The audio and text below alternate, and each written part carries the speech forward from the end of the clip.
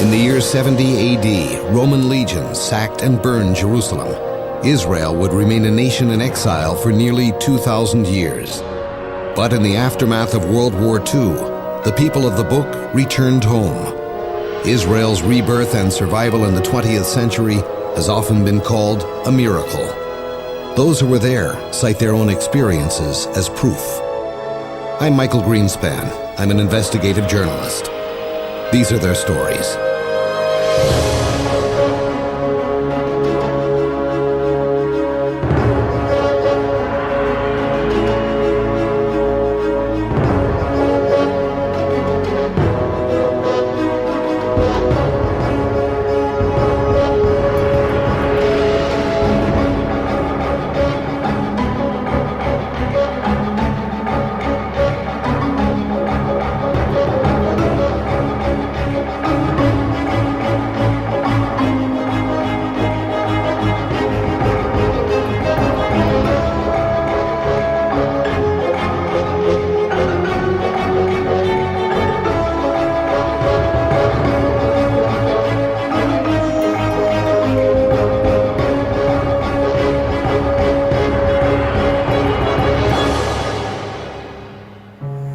Some days my search for miracles in Israel feels more like a search for truth itself.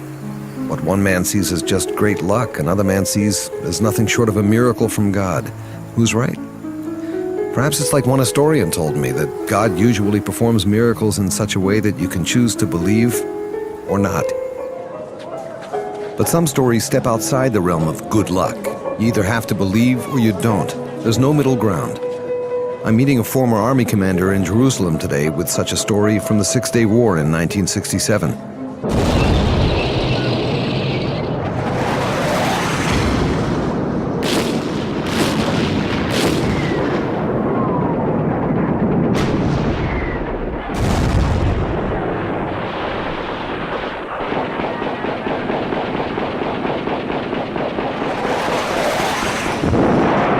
The Six-Day War, fought and won in just 6 days, has been called by some a true miracle. At the same time, others insist it was a consummate demonstration of planning, preparation, and battlefield courage.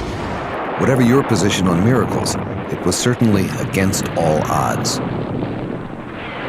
8 years after the War for Independence, Israel had again faced its neighbors in war in the Sinai and won. 10 years had passed since the 1956 war, when storm clouds again began rolling across the desert. Throughout 1966, Jordan and Syria escalated attacks across their borders with Israel. Then on May 15, 1967, Egyptian forces moved into the Sinai. 3 days later, Egypt expelled UN peacekeeping forces from Israel's borders. 4 days after that, the Straits of Tiran were blocked from Israeli shipping. 3 days later, on the 25th of May, the armies of Syria, Jordan, Iraq, and Saudi Arabia moved their troops to the borders of Israel.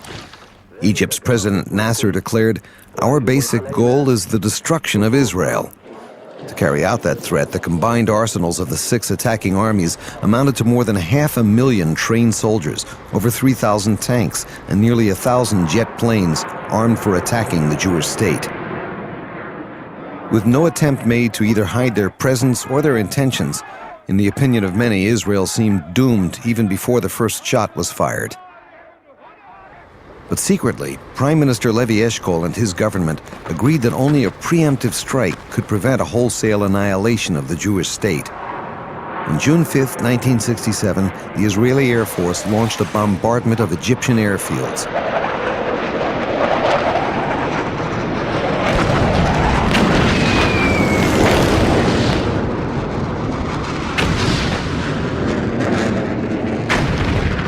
By the day's end, 298 Egyptian planes had been destroyed.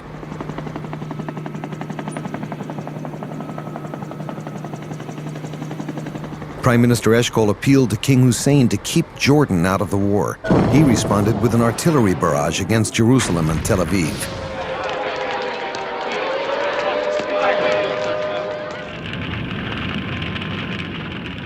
Among those determined to liberate Jerusalem for Israel's Jews was a young battle commander named David Yaniv. David, what were you doing here back in 1967? We came in here to find another route to come into the old city where we can use tanks. Because most of the operation was done by footwork, like paratroopers and so on. And we were trying to find a way where we can come in with tanks just in case. The scouting we did on the French Hill, looking down, because the roads were wider there, so tanks could come through. Of course, until the old city, that's when they narrowed again. חייך, יניב. חכה רגע, רוצים לנוח. יופי. בקצב הזה הסיור שלנו יסתיים אולי אחרי המלחמה. אל תדאג, דוד. העיר לא תברח. כן? ולא נראה לי גם שהמלחמה תסתיים עד הערב. יופי. אני רק מקווה שגם בני דודינו הירדנים חושבים כמוך. תגיד, אתה באמת חושב שהם יכניסו לפה טנקים? לא, אבל אם הם יחליטו... חבר'ה, לתפוס מחסה! הירדנים באים! מהר!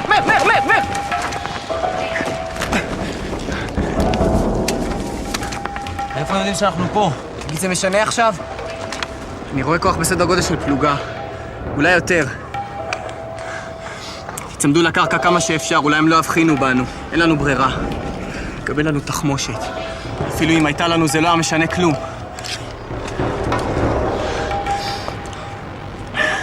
לא יהיה להם שום בעיה להשתלט עלינו ולקחת את כל הצילומים והרשימות. ליאור. כן. יש עליך רימון בחגור? כן. אם הם יתקרבו, תשתמש בו ותוודא השמדת המצלמה וכל החומר שאספנו. קיבלתי. יצחק, קיבלת? لقد رصدناهم آخر مرة على التلة. يراقب ذلك المكان. سيدي إني أراه.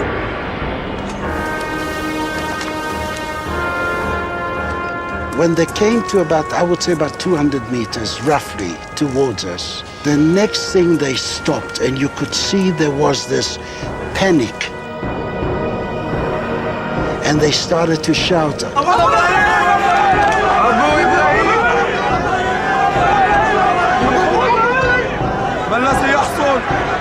Abu Ibrahim, which in Arabic means Father Abraham. To us it didn't mean a thing. We thought it must probably it's another Arab who came from the other side by the name of Ibrahim, which is a very common name.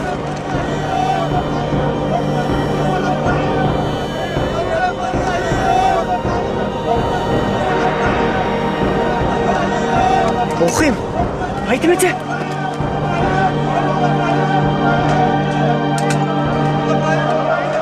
ברוכים!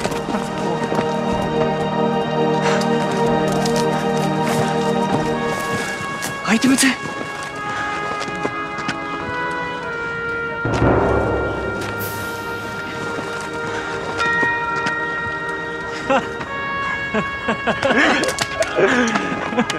That really was unexplainable. But there was one Jordanian that was caught from that group.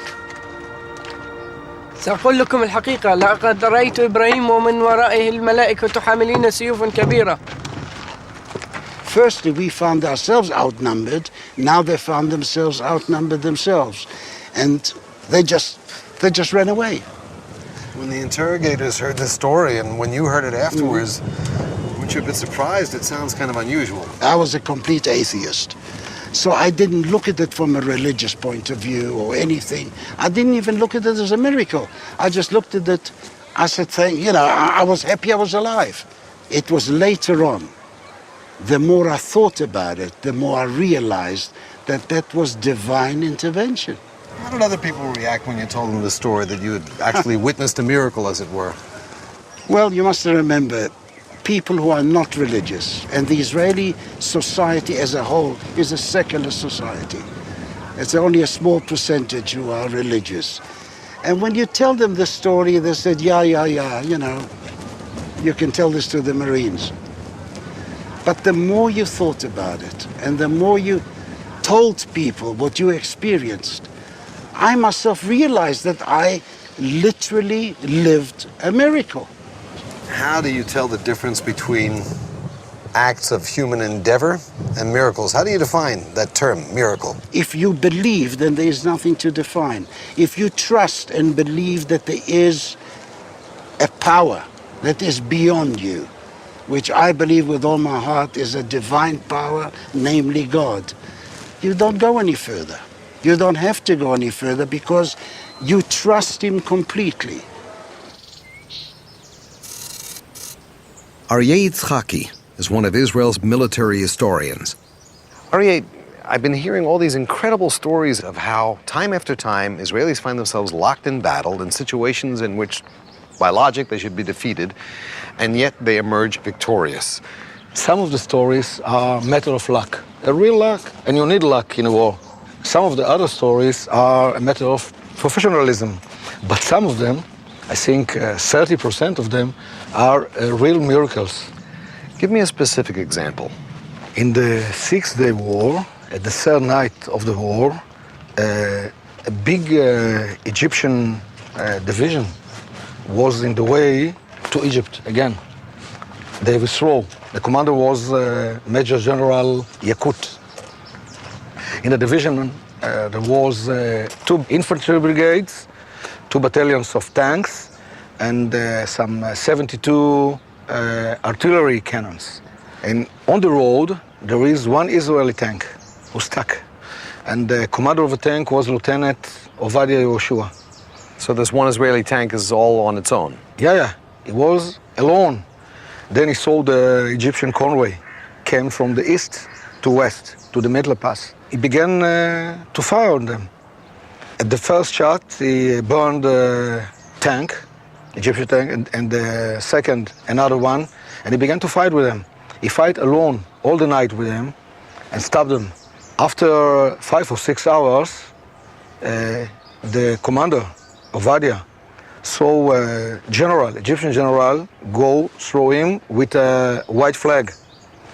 And he came to him and they gave him water, and the general said to them, I am Major General Yakut, the chief of the Egyptian artillery and the commander of the division, and I want to go with you to captivity, you know.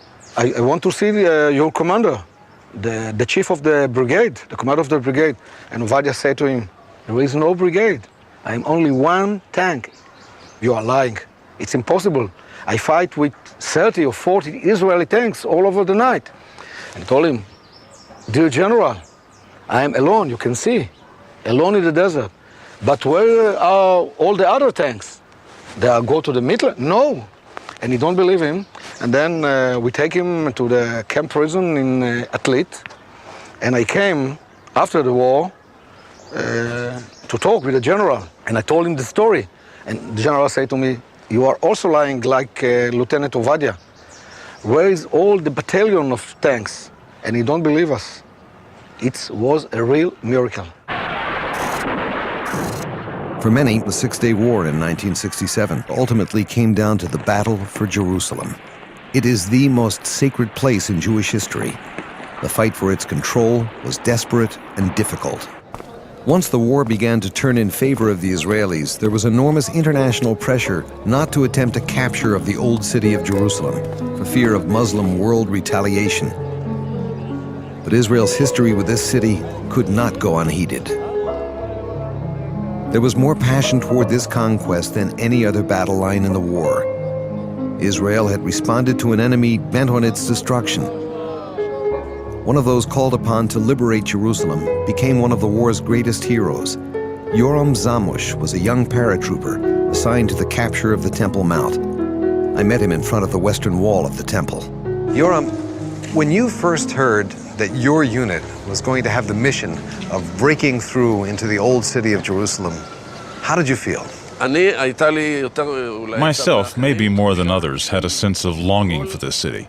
To think we were about to finally fight in Jerusalem to liberate it. Remembering our parents, grandparents back in Auschwitz, this was the climax of their wishes. When we spoke among ourselves, we felt we were touching and even making history. It was not a very easy thing to get into the old city, was it? The Jordanians were waiting for us. We killed 80 of them during that first battle the night before we arrived ourselves inside the old city.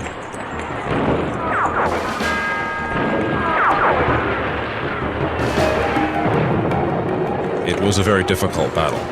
We lost a third of our unit. There were more than 86 casualties. Hundreds were wounded. רגע, חכו רגע. קח צעד קדימה. קדם אחד קדימה. The city seemed deserted, but there was a danger of snipers everywhere.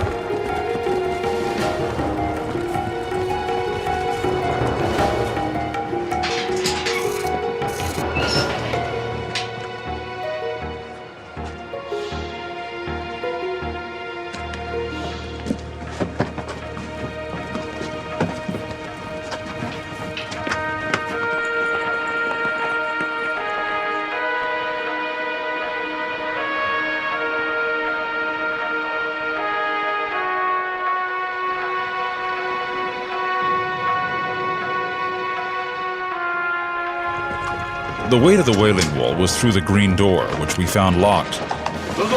An old Arab man suddenly stepped forward and, speaking in Hebrew, greeted us. He said he wanted peace in the holy city.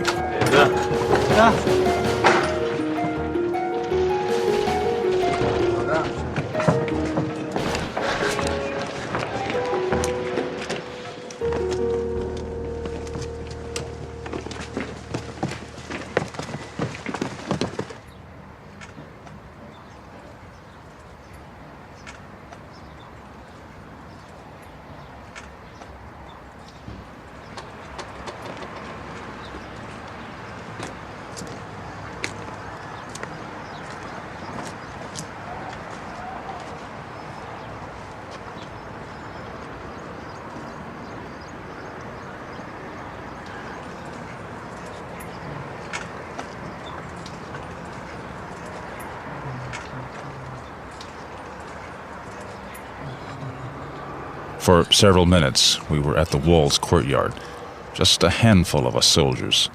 Those first minutes were so quiet, no gunshots.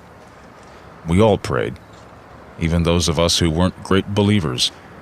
We all wanted to be part of the Jewish people at that point.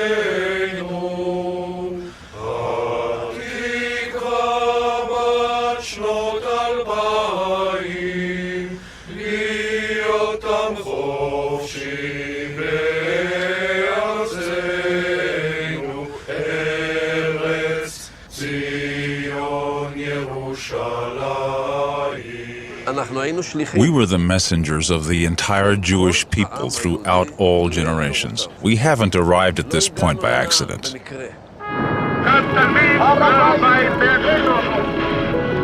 It was June 7th, 1967. News of the liberation of Jerusalem spread like wildfire throughout the country. Tank commanders stopped to pray. Soldiers on the front lines cheered. The nation celebrated.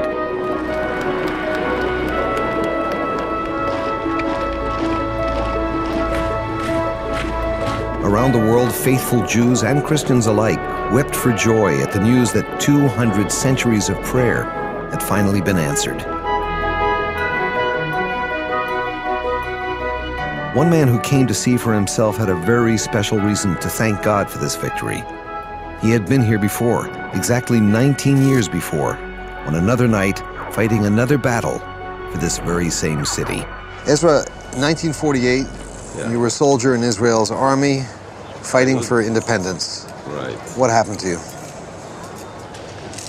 We were told that we were going to liberate the old city. We felt flying reaching the skies from excitement.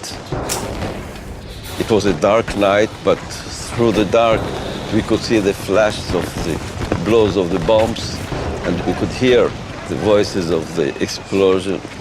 And I saw that the bombs are blowing nearer and nearer to where we sat. קדימה חבר'ה, עוד מעט שעת השין לפריצה. שימו לב, יש להם צלפים. לכן קסדות על הראשים, רצועות מתוחות וחגור מלא. במצב קריאה, תבדקו שוב את הציוד שלכם, כי אם אחד מכם ילך לאיבוד, הוא עוד יודע לי על כך. ברור? כן, המפקד. בהצלחה. קדימה חבר'ה, לקום לעמדות! כולם בסדר, I felt a strong hit on my head, push in my head, and the stream of blood flooded from the depths of my head. מישהו נפצע? שימו לב, לכו לאחור, תבדקו מי פצוע. כולם בסדר כאן? אתם בסדר? לפחות אני פצוע. מי פצוע? And all that time, I understood my right eye had been blinded.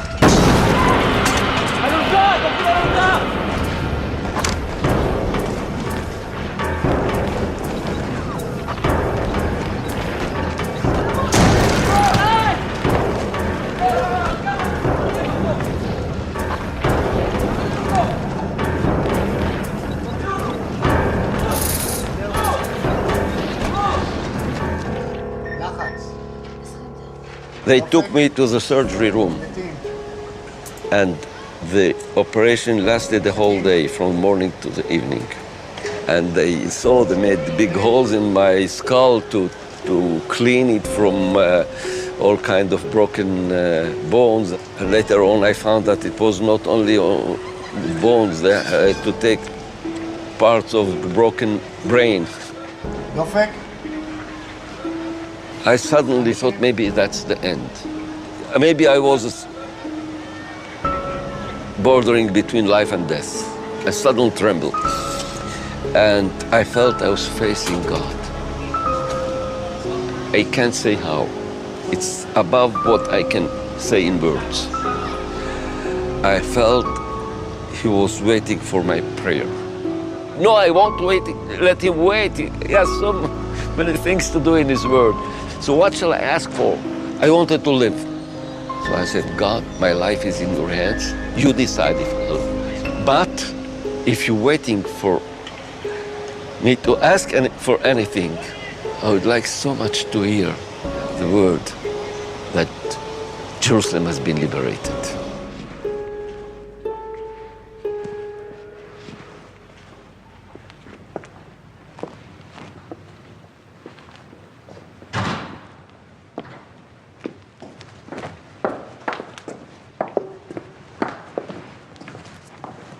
שמעת את החדשות? בדיוק כשהחיילים שלנו עמדו לשחרר את העיר העתיקה, הכריזו על הפסקת אש. לא שחררו את העיר העתיקה? לא. I can't imagine how hurt I felt. I got out, with the time, I survived miraculously. I managed to get married, to have children, but I live in the other side of the wall.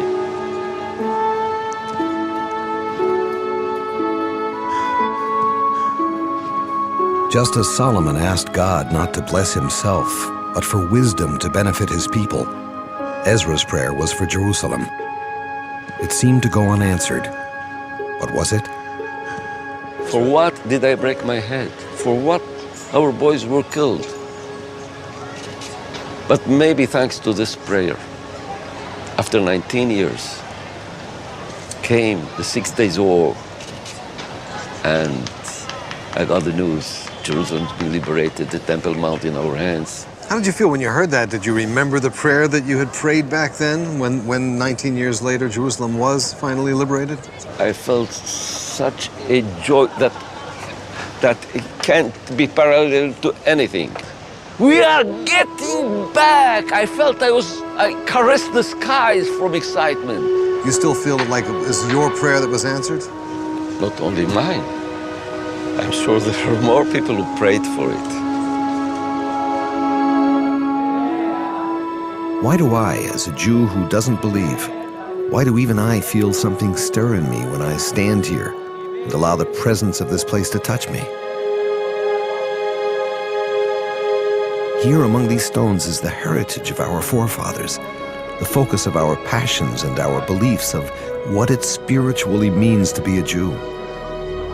Whether or not one believes, every Jew is committed to making certain that this place will never again be taken away from us. Not only because it's part of our history and our legacy as Jews, but also for the sake of Ezra Yachin, Yoram, and David, and every other brave soldier who fought and died here, so that those who believe can pray here, and that those who are still searching for their own miracle will be free to continue their search.